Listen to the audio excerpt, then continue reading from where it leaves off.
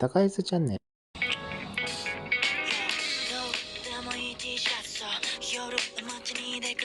バーベキューやってます。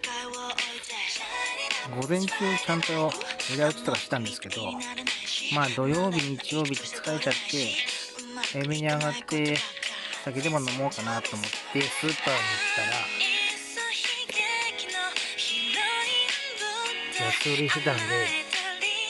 ベーコンも買って、昔作った薪も使わなくちゃなと思ったからちょうどいいと、いろいろ揃えた道具初めて使ってます。炭焼き台とか鉄板、これは普通にポットはいいか。あとちっちゃい机とか、この辺のやつとか、これもそう、